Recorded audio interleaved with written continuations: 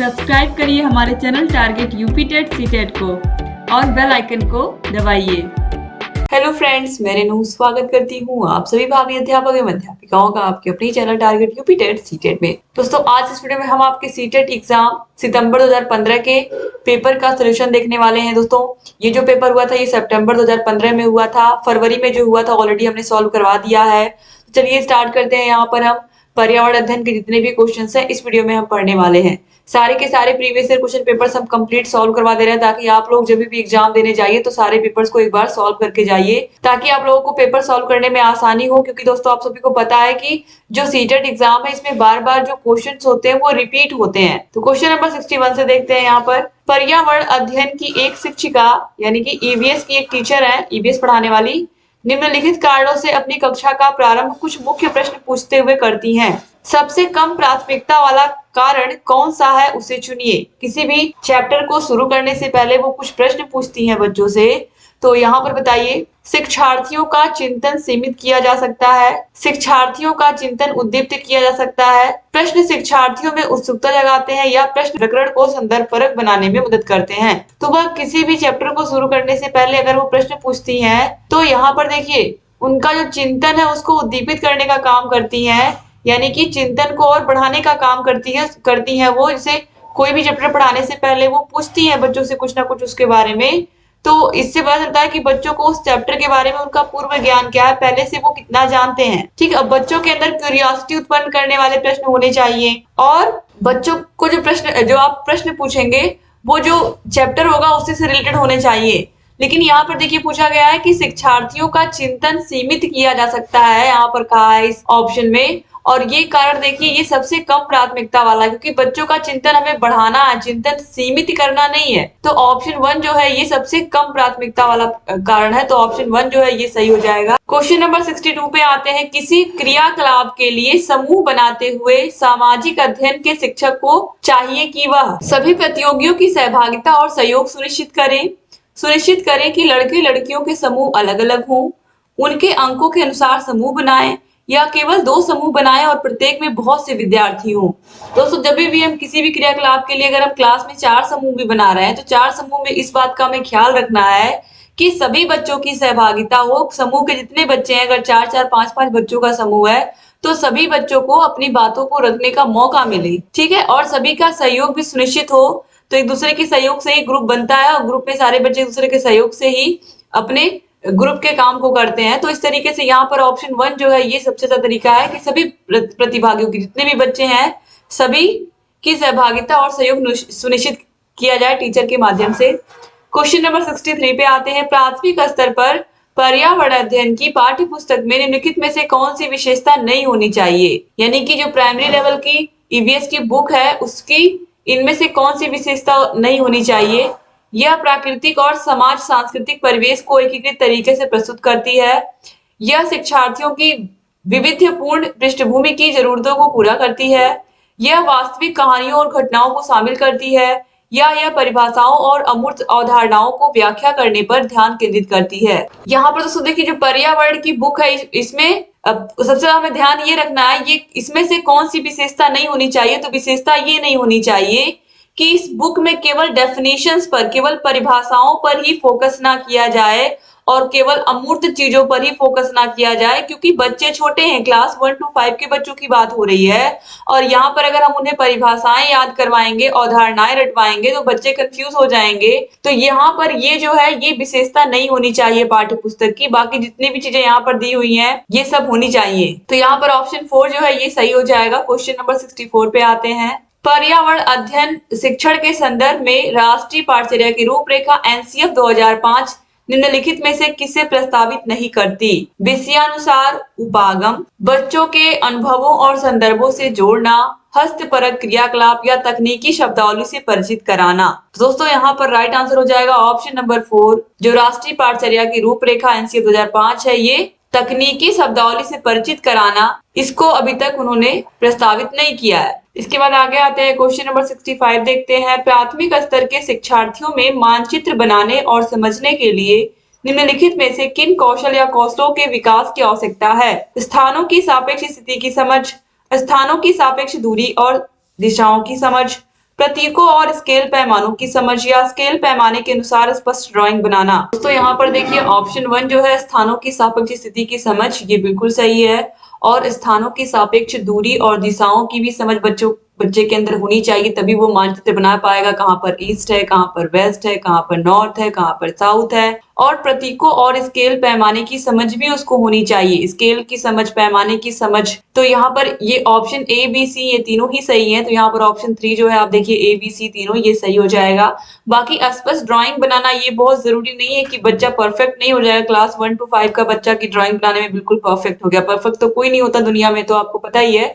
तो यहाँ पर देखिए ये अस्पष्ट ड्राइंग जो है यहाँ पर ये उचित नहीं है, बाकी और सबके सब सही है। क्वेश्चन नंबर 66 पे आते हैं। प्राथमिक कक्षाओं में पर्यावरण अध्ययन पढ़ाने के लिए निम्नलिखित में से कौन सा उद्देश्य संबंधित नहीं है? भौतिक और सामाजिक परिवेश के प्रति संवेदनशीलता विकसित करना, विज्ञान के आधारभूत प्रत्ययों और सिद्धांतों को रटकर याद कर लेना, पर्यावरण को खोजने के अवसर प्रदान करना, और अवलोकन, मापन, भविष्य कथन और परिगण जैसे कौशलों का विकास करना। तो आप सभी को पता है कि कभी भी रटना या याद करवाना ये कभी भी विकल्प नहीं हो सकता है। तो ऑप्शन 2 जो है विज्ञान और आधारभूत प्रत्ययों और सिद्धांतों को रट करके याद कर लेना, ये जो है बिल्कुल भी उद्देश्य नहीं होता है पर्यावरण अध्ययन पढ़ाने के लिए कि बच्चों को चीजों को रटाया जाए क्लास में जो चीजें हैं उस बुक में। तो ऑप्शन 2 जो है ये सही हो जाएगा। क्वेश्चन नंबर 67 पे आते हैं। पर्यावरण अध्ययन की प्रकृति निम्नलिखित का समर्थन नहीं करती। The nature of environmental studies doesn't advocate that, यानी कि जो पर्यावरण अध्ययन है उसकी जो प्रकृति है, उसका जो नेचर है वो इसमें से किसका समर्थन नहीं करती है? तो बच्चों को खोज करने के लिए पर्याप्त स्थान मिले, इसका तो समर्थन करती ही है। बच्चे कम गलतियां करें, बच्चों को करके सीखने का अवसर मिले, और बच्चे बहुत से प्रश्न पूछें, तो बच्चे प्रश्न पूछें इसका भी हम ख्याल रखें। बच्चों को करके सीखने का अवसर मिले, इसका भी हमें ख्याल रखना है।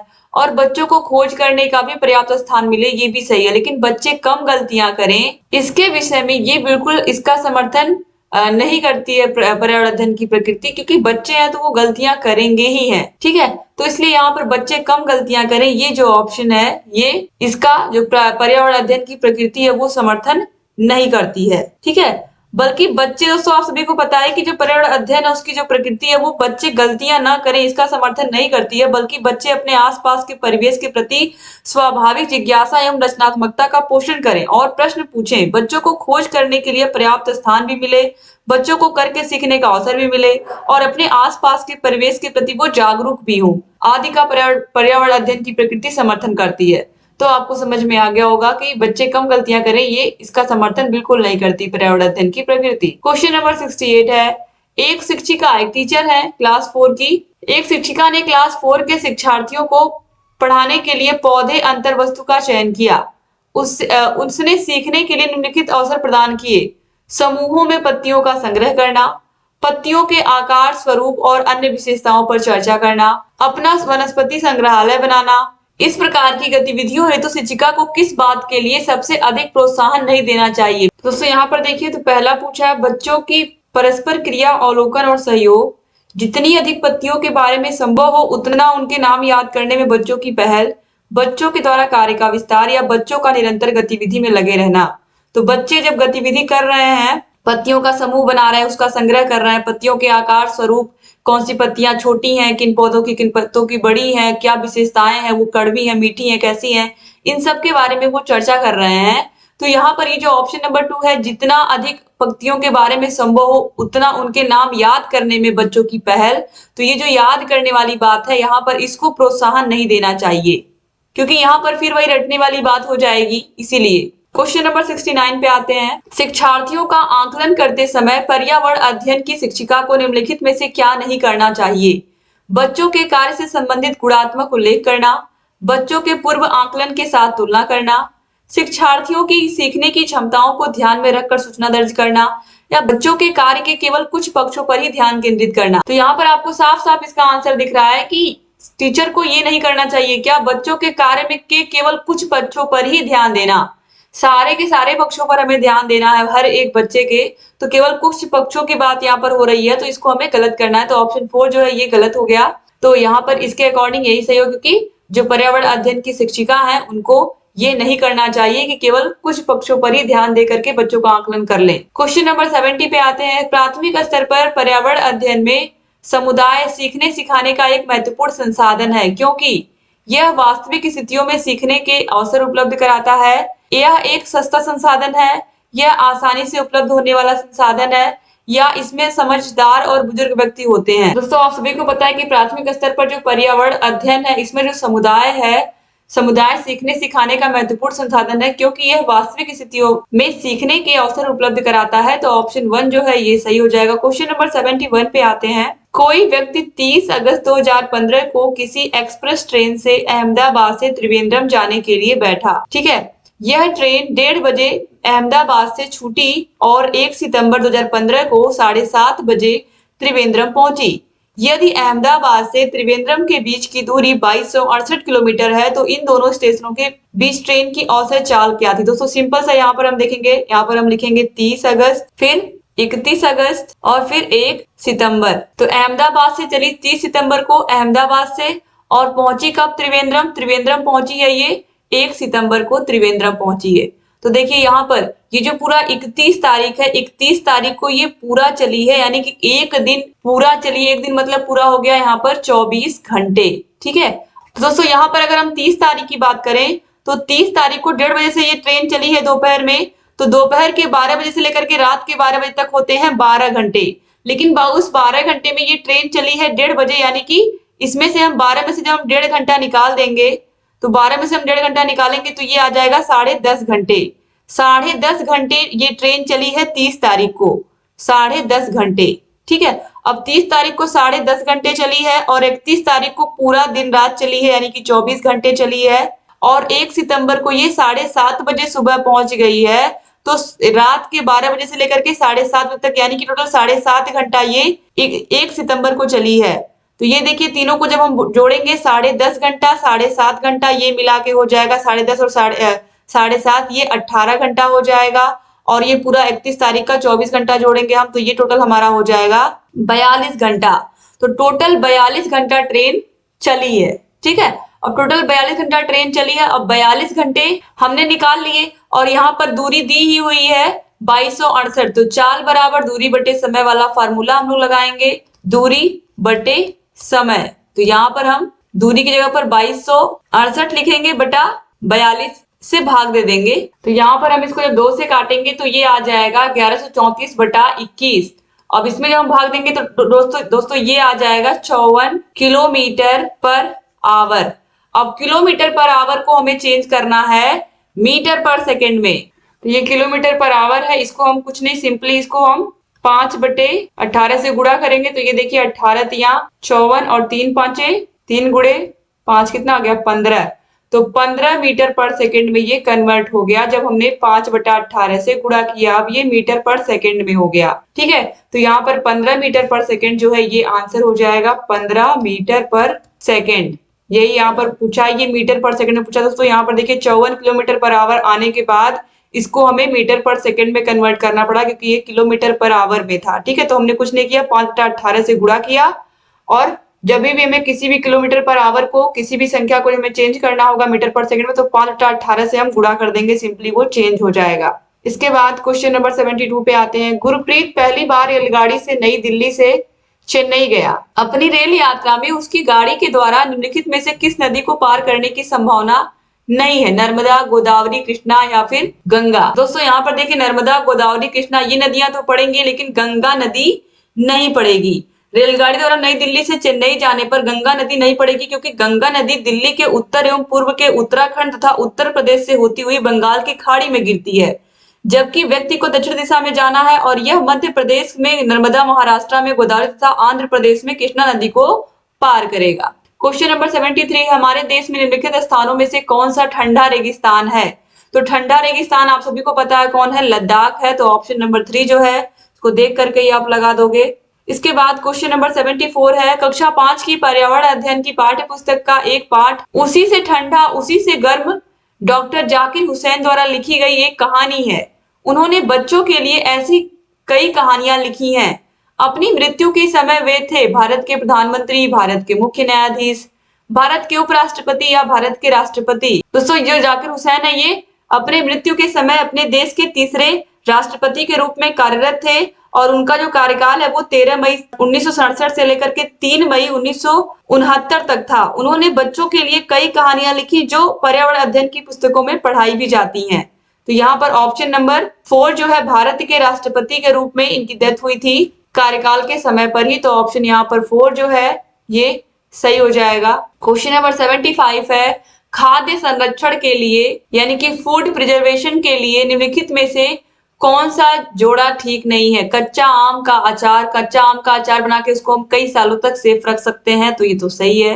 आलू के चिप्स बना करके इसका भी हम सेवन करते हैं, इससे भी हम क्या कर सकते हैं, आलू को प्रिजर्व कर लेते हैं। दूध का पनीर बना लेते हैं, सेब का जैम बना लेते हैं। लेकिन यहाँ पर दोस्तों जो देखने वाली बात है, दूध का जो पनीर है ये क्या है, खाद्य संरक्षण के लिए। यहाँ पर जो हम दूध से पनीर बनाते हैं, दूध से बना पनीर बहुत देर तक हम इसको संरक्षित नहीं कर सकते हैं क्योंकि ये खराब होने लगता है। बाकी सेब का जैम बनाकर हम कई दिनों तक खा सकते हैं, महीनों तक भी खा सकते हैं। चिप्स भी कई महीनों तक खा सकते हैं, अचार तो सालों तक खा सकते हैं। लेकिन जो दूध से बना पनीर है इसको हम बहुत देर तक नहीं टिका करके रख सकते हैं। तो इसीलिए ऑप्शन नंबर 3 जो होगा वो क्या होगा, यहाँ पर सही हो जाएगा।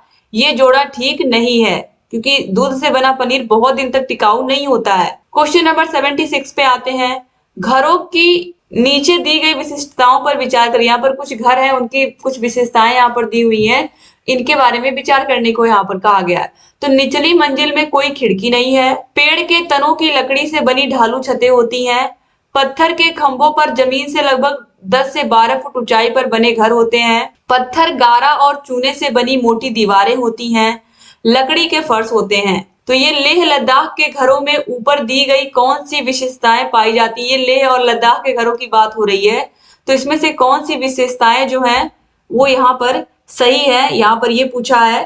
तो ये दोस्तों सही है कि जो निचली मंजिल होती है उसमें कोई खिड़की नहीं होती है क्योंकि ठंड बहुत ज्यादा होती है, ये तो आपको पता है। और छतें सपाट तथा लकड़ी की बनी होती हैं, तो ये भी सही है कि छतें किसकी बनी होती हैं, लकड़ी की बनी होती हैं। और ये भी सही है कि जो दीवारें हैं पत्थर गारा और चूने से बनी हुई होती हैं और मोटी बनाई जाती हैं तथा फर्श लकड़ी के बने होते हैं। यहाँ पर ये दोस्तों बी और सी दिया हुआ है, पेड़ के तनों की लकड़ी से बनी ढालू छतें और पत्थर के खंभों पर जमीन से लगभग 10 से 12 फुट ऊंचाई पर बने घर, ये यहाँ की विशेषताएं नहीं है। तो बी और सी जो है दोस्तों यहाँ पर आप देखिए, यहाँ पर ऑप्शन नंबर 4 में आप देखिए दोस्तों ए डी और ई ये जो है क्या है, ये विशेषताएं हैं। तो यहाँ पर ए डी ई क्या हो जाएगा, ए डी और ई ये सही हो जाएगा। ये लेह और लद्दाख के घरों की विशेषताएं हैं। इसके बाद क्वेश्चन नंबर 77 है। कौवा पेड़ की ऊंची डाल पर अपना घोंसला बनाता है। इस घोंसले को बनाने में कई प्रकार की चीजें, यहाँ तक कि लकड़ी की शाखाएं और लोहे के तार भी होते हैं। एक चालाक पक्षी भी है जो अपना घोंसला नहीं बनाता और कौवे के घोंसले में अंडे दे देता है। बेचारा कौवा अपने अंडों के साथ इन अंडों को भी सेता है। यह पक्षी कौन सा है, शकरखोरा, कलचिड़ी, बसंत गौरी या फिर कोयल। तो दोस्तों यहाँ पर राइट आंसर हो जाएगा ऑप्शन नंबर डी, कोयल। ऑप्शन नंबर 4 जो है कोयल, ये खुद अपना घोंसला नहीं बनाती है, ये कौवे के घोंसले में जाकर के अंडा दे देती है और जो बेचारा कौवा होता है वो इनके अंडों का भी ख्याल रखता है। क्वेश्चन नंबर 78 पे आते हैं। निम्नलिखित में से कौन बीज नहीं है, इसमें से सौंफ, गेहूं, काली मिर्च या फिर साबूदाना। इसमें से कौन सा बीज नहीं है, तो आप लोग देख के बता सकते हो। इसमें जो साबूदाना है ये बीज नहीं है। दोस्तों याद रखिएगा कि जो साबूदाना है वो बीज नहीं होता है बल्कि साइकस के तनों के माड़ से बनाया जाता है, जबकि गेहूं, काली मिर्च, सौंफ आदि क्या होते हैं, बीज होते हैं। क्वेश्चन नंबर 79 है। रेहाना अपने परिवार के साथ केरल जाती है, वहां उसे ऊंचे वृक्ष दिखाई पड़ते हैं जो उसके गृह नगर शिमला के ऊंचे वृक्षों से भिन्न है।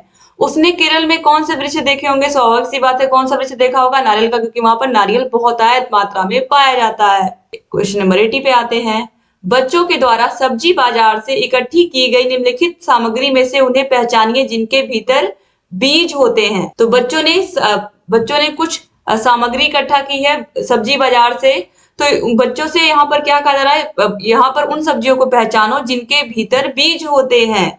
तो यहाँ पर देखिए बच्चों को पहचानना, तो यहाँ पर आलू, टमाटर, नाशपाती, चीकू, भिंडी, करेला, प्याज, खीरा सब लिखा हुआ है। तो टमाटर, नाशपाती, चीकू, इसके अलावा दोस्तों यहाँ पर देखिए भिंडी, करेला, खीरा, इनमें बीज पाया जाता है। तो यहाँ पर ऑप्शन नंबर 4 जो है ये सही हो जाएगा। बाकी आप सभी को पता है कि आलू में बीज नहीं पाया जाता है, तो आलू और प्याज में बीज नहीं पाया जाता है, बाकी सभी में बीज पाया जाता है। क्वेश्चन नंबर 81 पे आते हैं। नीता आंध्र प्रदेश जाती है और 2 साड़ियां खरीदती है, जो खास तौर पर वही बनाई जाती हैं, वे क्या कहलाती हैं? कलमकारी और कंधा, पोचमपल्ली और कलमकारी, पोचमपल्ली और कांजीवरम, या फिर कलमकारी और चंदेरी। तो यहाँ पर दोस्तों राइट आंसर हो जाएगा आपके 81 नंबर क्वेश्चन का पोचमपल्ली और कलमकारी। तो ऑप्शन 2 जो है ये सही हो जाएगा। आंध्र प्रदेश की प्रसिद्ध साड़ियां हैं, याद रखिएगा नाम। क्वेश्चन नंबर 82 पे आते हैं। निम्नलिखित में से कौन सी बीमारी रुके या इकट्ठा हुए पानी से हो सकता है? चेचक, मलेरिया, पोलियो या निमोनिया। तो रुके हुए पानी में क्या पनपते हैं? मच्छर। और मच्छरों से कौन कौन से रोग होते हैं आपको पता ही है, डेंगू, चिकनगुनिया, मलेरिया। तो यहाँ पर ऑप्शन नंबर 2 जो है मलेरिया, ये क्या हो जाएगा? सही हो जाएगा। ऑप्शन नंबर 2 जो है सही हो जाएगा। क्वेश्चन नंबर 83 पे आते हैं। निम्नलिखित में से कौन सा जोड़ा ठीक नहीं है? कर्नाटका कथक, असम बिहू, उड़ीसा भरतनाट्यम, तमिलनाडु लावड़ी। तो यहाँ पर दोस्तों देखिए लावड़ी लिखा हुआ है, जबकि भरतनाट्यम तमिलनाडु में क्या है? भरतनाट्यम क्या है? यहाँ का फेमस नृत्य है। तथा ओडिशा में ओडिसी, तो यहाँ पर ओडिशा में ओडिसी हो जाएगा। और दोस्तों यहाँ पर आप देखिए कर्नाटका में यक्षगान हो जाएगा। कर्नाटका में क्या हो जाएगा?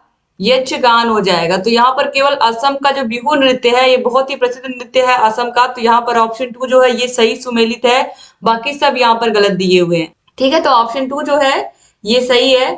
तो असम में बिहू का त्योहार बहुत ही धूमधाम से मनाया जाता है। इसके बाद क्वेश्चन नंबर 84 पे आते हैं। क्वेश्चन नंबर 84 है, एस्किमो अपने घर इग्लू का निर्माण बर्फ से करते हैं, इसका क्या कारण है? एस्किमो जो है ये अपने घर इग्लू का निर्माण बर्फ से करते हैं, तो इसका कारण क्या है?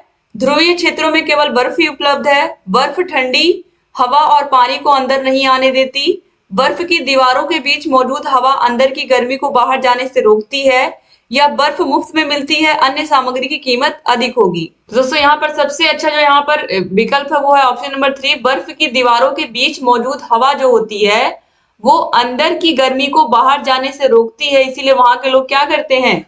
इग्लू का निर्माण करते हैं बर्फ से। और वहां पर ये तो आपको पता है कि बहुतायत मात्रा में बर्फ पाई जाती है। क्वेश्चन नंबर 85 पे आते हैं। निम्नलिखित में से कौन सी विशेषता बरगद के पेड़ की जड़ों की नहीं है? बरगद के पेड़ के जड़ों की यहाँ पर विशेषता बताई जा रही है, इसमें से कौन सी विशेषता उनकी नहीं होती है? तो जड़ खंभों की तरह पेड़ को सहायता प्रदान करती है, जड़ शाखाओं से नीचे लटकती है, इसमें जमीन के भीतर जड़ होती है, जड़ें होती है, या जड़ें भोजन का भंडारण करती हैं। तो यहाँ पर जो राइट आंसर दोस्तों है वो है बरगद के पेड़ों की जो जड़ें होती हैं वो भोजन का भंडारण नहीं करती हैं। तो यहाँ पर देखिए ये जो है यहाँ पर ऑप्शन नंबर 4 जो है ये सही हो जाएगा। बरगद के पेड़ों की जड़ें भोजन का भंडारण नहीं करती हैं, इनकी जड़ें जो होती हैं वो जमीन के अंदर तक होती हैं तथा पेड़ की टहनियों से नीचे भी लटकती हैं। यह बरगद को खंभों की तरह सहायता प्रदान करती हैं। तो यहाँ पर ऑप्शन 4 जो है सही हो जाएगा। क्वेश्चन नंबर 86 है, एक नव नियुक्त पर्यावरण अध्ययन के शिक्षक के रूप में पढ़ाने से पहले आपकी सबसे पहली प्राथमिकता क्या होगी? पहले से पाठ योजना तैयार करना, कक्षा में धीमी गति से सीखने वाले शिक्षार्थियों की पहचान करना, शिक्षार्थियों के लिए पाठानुसार विस्तृत नोट्स तैयार करना, या शिक्षार्थियों का समाज सांस्कृतिक प्रोफाइल विवरण तैयार करना। जब हम नए नए टीचर हैं, एक नए टीचर के तौर पर हम क्लास में गए हैं और सभी बच्चों से हमें सभी बच्चों के बारे में कुछ भी पता नहीं है, तो सबसे पहले हमें शिक्षार्थियों का समाज सांस्कृतिक प्रोफाइल तैयार करना पड़ेगा। कौन सा बच्चा किस तरीके के माहौल से में पला बड़ा है, उसके पेरेंट्स क्या करते हैं, किस तरीके का बैकग्राउंड है, सामाजिक सांस्कृतिक माहौल किस तरीके का घर में है, तो ये सब चीजें हम पता करेंगे बच्चों के विषय में। ये सब जानना बहुत जरूरी होगा एक शिक्षक के लिए। क्वेश्चन नंबर 87 पे आते हैं। कविताएं और कहानियां पर्यावरण अध्ययन की अंतर वस्तु को पढ़ाने में प्रभावशाली हैं। ऐसा इसलिए है क्योंकि कविताएं और कहानियां बच्चों के परिवेश का समृद्ध चित्रण कर सकती हैं, संदर्भित अधिगम परिवेश प्रदान कर सकती हैं, विभिन्न अमूर्त अवधारणाओं की प्रभावशाली तरीके से व्याख्या कर सकती हैं, या सृजनात्मकता एवं सौंदर्य बोध का पोषण कर सकती हैं। दोस्तों यहाँ पर राइट आंसर हो जाएगा ए, बी और डी। बच्चों के परिवेश का समृद्ध चित्रण कर सकती हैं, बिल्कुल सही है। कविताएं और कहानियां जो होती हैं बच्चों के परिवेश से ली जाती हैं, चाहे वो मेला हो, मेला थीम पर कोई कहानी बनाई गई हो, या फिर या कविता बनाई गई हो, तो बच्चों के आसपास की चीजें लेकर के बच्चों को बाजार की चीजें, ये ऐसी चीजें जो जिनसे बच्चे रोज अवगत होते हैं अपने आसपास, जिनको देखते हैं। तो ऐसी चीजों से कहानियां बनाने का तात्पर्य ये होता है कि बच्चे आसानी से अपने परिवेश के बारे में भी सीखें और उन्हें क्लास में अच्छा भी लगे। और ये संदर्भित अधिगम को क्या करते हैं, परिवेश भी प्रदान करते हैं और सृजनात्मकता भी बच्चों की इससे बढ़ती है। बच्चों का जो क्रिएटिव नेचर होता है वो और उसे बढ़ने का और मौका मिलता है। तो ऑप्शन 2 जो है वो सही हो जाएगा। क्वेश्चन नंबर 88 पे आते हैं। कक्षा 5 की शिक्षिका के रूप में आप ईंधन के संरक्षण प्रकरण को पढ़ाने के लिए निम्नलिखित में से किस संसाधन के उपयोग को सर्वश्रेष्ठ पाते हैं? पाठ्य पुस्तक, संदर्भ पुस्तकें, पोस्टर या फिर समाचार पत्र। ईंधन के संरक्षण प्रकरण को पढ़ाना है बच्चों को। ईंधन का संरक्षण करने का मतलब आप सभी को पता है, ईंधन में पेट्रोलियम के ईंधन की बात करें हम या फिर एलपीजी सिलेंडर की बात करें, तो ईंधन का संरक्षण हम कैसे कर सकते हैं इसके बारे में हमें बच्चों को पढ़ाना है। तो किस तरीके, क्या चीजें उपयुक्त रहेंगी, किताबें उपयुक्त रहेंगी कि रेफरेंस बुक की, पोस्टर या फिर न्यूज़पेपर? तो इसमें से दोस्तों सबसे सही जो तरीका है वो है समाचार पत्र के माध्यम से शिक्षा देना, क्योंकि इससे क्या होगा, समाचार पत्र के माध्यम द्वारा शिक्षा देंगे हम तो इससे बच्चा आसानी से पर्यावरण प्रकरण को समझ लेगा। ठीक है, बाकी और सब चीजें उतनी उपयोगी नहीं होंगी समाचार पत्र की तुलना में अगर देखें हम। क्वेश्चन नंबर 89 है। कक्षा 4 की एक शिक्षिका है, वो बच्चों से कहती हैं कि वे अपने कार्य पत्रक, अवलोकन रिपोर्ट और सत्र में एकत्रित की गई सामग्री को एक फोल्डर में डाल दें। इन फोल्डरों को डैश कहा जा सकता है? घटना, वृत्तांत, अभिलेख, पोर्टफोलियो, दत्त कार्य या परियोजना कार्य। तो इसको देख करके ही आप समझ गए होंगे कि इसका राइट आंसर क्या है दोस्तों। तो इसका राइट आंसर है पोर्टफोलियो। इसको हम क्या कहते हैं, और बच्चे की अवलोकन रिपोर्ट, उसका कार्य पत्रक, उसके द्वारा एकत्रित की गई सामग्रियां, ये सारी चीजें उसके पोर्टफोलियो में आएंगी। क्वेश्चन नंबर 90 पे आते हैं। एनसीईआरटी की पर्यावरण अध्ययन की कक्षा 5 की पाठ्य पुस्तक में सुनीता अंतरिक्ष में शीर्षक पाठ स्पेसशिप में अंतरिक्ष यात्री सुनीता विलियम्स के अनुभवों का वर्णन करता है। इसे शामिल करने का क्या कारण हो सकता है? यह घटना अंतरिक्ष यात्रियों की जिंदगी में झांकने का अवसर देती है। यह घटना स्पेसशिप में भौतिक स्थितियों का वर्णन करती है। यह घटना स्त्री पुरुष लिंग जेंडर रूढ़िवादिता को चुनौती देती है, या यह घटना गुरुत्वाकर्षण की अवधारणा को समझाने में मदद करती है? तो दोस्तों यहाँ पर जो सबसे अच्छा तरीका है ऑप्शन ए, ऑप्शन बी और ऑप्शन सी, ये तीनों ही सही है। तो यहाँ पर ऑप्शन 3 जो है ये सही हो जाएगा, ए, बी और सी। क्योंकि यहाँ पर जो अंतरिक्ष यात्री सुनीता विलियम्स को रखने का मकसद यही है कि जो लिंग भेदभाव है उसको चुनौती दे रहा है कि यहाँ पर एक महिला है जो अंतरिक्ष यात्री है, और यह किस तरीके से जब हम अंतरिक्ष में जाते हैं तो वहां पर वहां की जो भौतिक स्थितियां होती हैं उनके बारे में, कैसे वहां पर हम रहते हैं, ये सब बच्चे जानते हैं, और अंतरिक्ष यात्रियों के जीवन के विषय में भी वो जानते हैं। तो यहाँ पर ABC जो है ये बिल्कुल सही हो जाएगा। तो उम्मीद करती हूँ कि आप लोगों को वीडियो पसंद आई होगी। वीडियो अच्छी लगी तो वीडियो को लाइक कर दीजिएगा, और अगर अभी तक आपने वीडियो को शेयर नहीं किया तो वीडियो को शेयर भी कर दीजिए। डिस्क्रिप्शन बॉक्स, कमेंट बॉक्स में आपको सारे के सारे विषयों के प्रीवियस ईयर क्वेश्चन पेपर्स की लिंक मिल जाएगी दोस्तों। और चैनल को जरूर सब्सक्राइब कर लीजिए, क्योंकि आपके लिए ऐसे वीडियोस हम बराबर लेकर के आते रहते हैं और आगे भी आते रहेंगे। Thank you so much video को पूरा देखने के लिए। चैनल से सही बने रहिए।